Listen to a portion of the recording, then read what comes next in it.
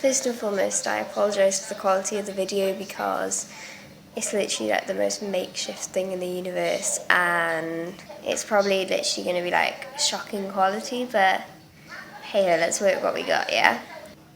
My name is Emily Clark, and unfortunately this week I've been diagnosed with cancer. Everything was bizarre about it, really. She'd wear like bright red tights and like a green skirt or like a bright yellow coat. So where you've got teenagers now who always got their head in their phone, Emily always had her head in a book. Her dream was to go to university. She was interested, ironically, in cancer research. She received the diagnosis very early on. They took myself and Emily into a room and they said, we are really, really sorry, she's got the nasty stuff. And he said, we're really sorry, but this mass in her stomach is touching every organ in her body. It's inoperable and incurable. Go home and be a family. I have something called non-Hodgkin's lymphoma, the type of which has not been specified yet. However, it is cancer. And then the same people that rang me and told me it was inoperable and incurable rang me back and said, good news! It's not really a cancer. And if it is, if you're going to class it as a cancer, it's the good one to have.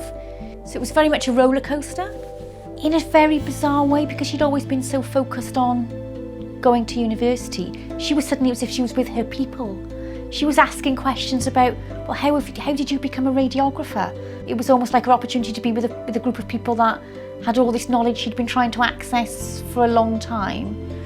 There was always a treatment plan, but there was also always an awareness-raising plan and a fundraising plan that she wanted executed as much as she wanted the treatment plan to go according to plan. She didn't just want to like get a treatment and then go. She wanted to like make a difference and make it, if she's going to get cancer, she's going to make it worthwhile. Yeah. And I really don't know how I managed to get through doing this video without crying, but I have, and it's so much to take in. See you on the other side. This video is being made within my 30 people mission. I'm feeling really well and everything's just going pretty well, thanks. We found out Emily's treatment had been successful on Thursday of Easter holidays. We hadn't celebrated Christmas because Emily had been taken very ill over Christmas. We made a few phone calls to Father Christmas and he came on Easter Sunday. But no, Emily went back to school. And within 14 days of getting this news, she sat her A-levels. Emily had a suspicion one early morning that she'd relapsed. I walked into her bedroom and she just casually turned to the doorway and she said, it's back. So I said, I know the process, you know the process. But before we discuss all that, I'm singing in the Royal Albert Hall tomorrow.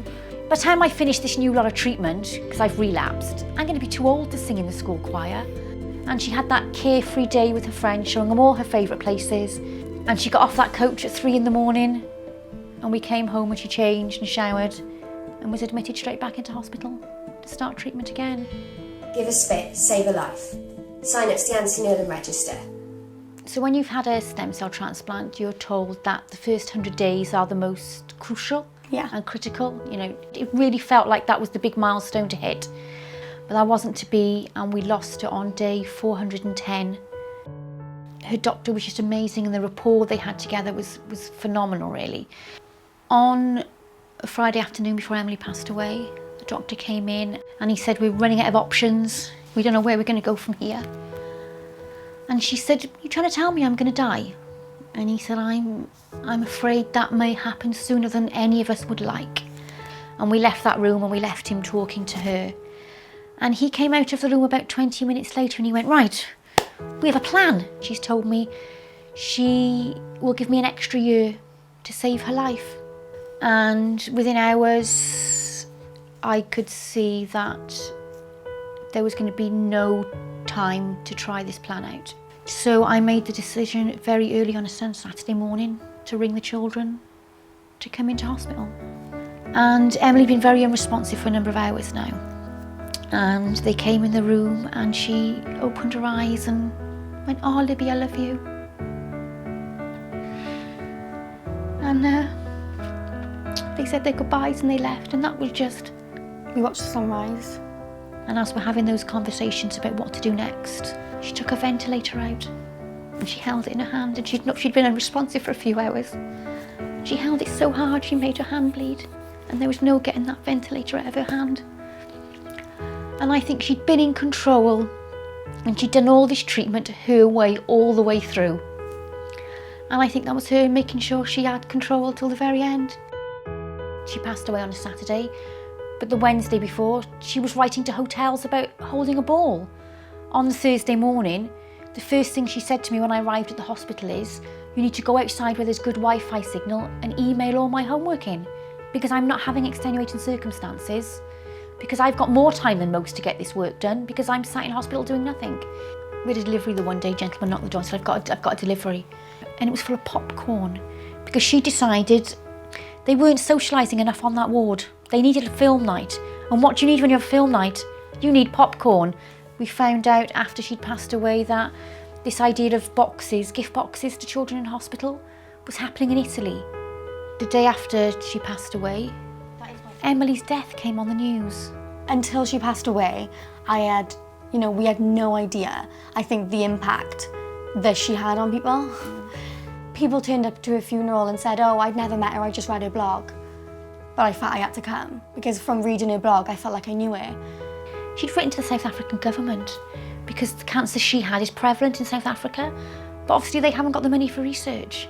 So she'd written to them advising they contact cancer research and try and do a partnership project. And we had no idea that had happened. She was just our Emily. But she would never take credit for either, would she? She would just think that's her job, that's what she got to do. If she got cancer, why wouldn't? That's exactly what she's meant. If she's meant to get cancer, then she was meant to do that. No matter how crap life was getting for her and how uncomfortable she was and how many tablets she had to take, she got on with it and rang the world really and told them she had cancer and what could she do to help others.